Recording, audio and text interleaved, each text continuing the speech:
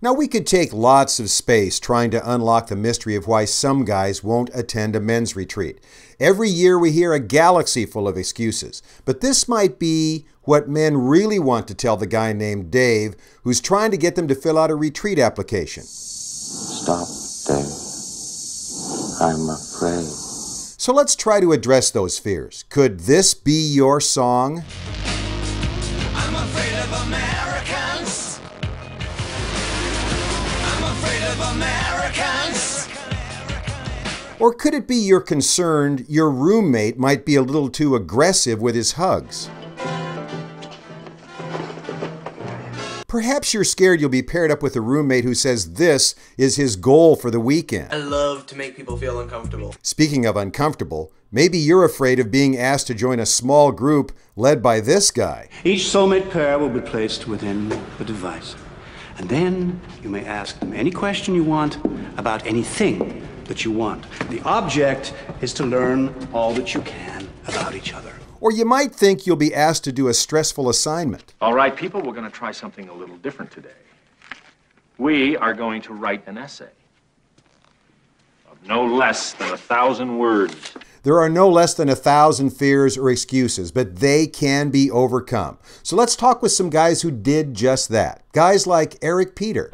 You pray, you will yourself over those initial objections, you get there, and then after the first experience, it's a no-brainer. Mike Smith resisted retreats until just a few years ago. I've never been to a retreat before, so you really didn't know what it was like. But once we went, it was probably the best experience I've ever had. It was just the fellowship with the guys and just the experiences of sharing with people. It was just, it was really a good experience. What makes it a good experience?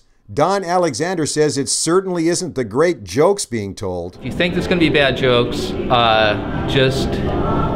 just bear it, because there's going to be bad jokes. Don used to say he wasn't a retreat guy either, but he knows the weekend at Washington Family Ranch gives him the chance to build relationships his regular routine just doesn't allow. You just don't have time to do that on Sunday morning, or it's just a whole different experience. It's kind of doing life together, so I love it. The campfire, you know, throwing your struggles in the fire kind of experience together with the men, you know, the locking shields exercise, and just playing basketball or whatever.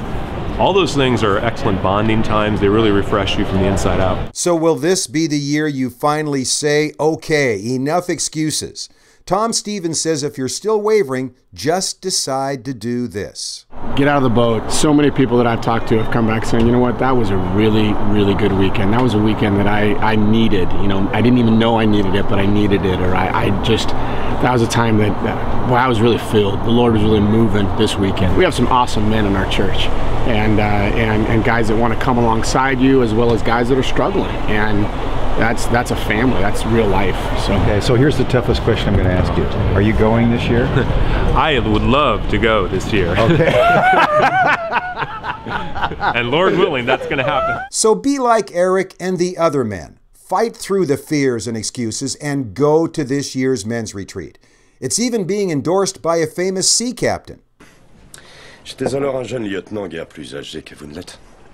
Et Monsieur Poulings était un nouvel aspirant qui n'aspirait qu'à retrouver les jupes de sa mère. L'avez-vous rencontré, monsieur? S'il vous plaît, parlez-nous de lui. J'ai eu 2 fois l'honneur de me trouver à table avec lui. Et les 2 fois, il m'a parlé. Un maître tacticien et un homme d'une rare clairvoyance.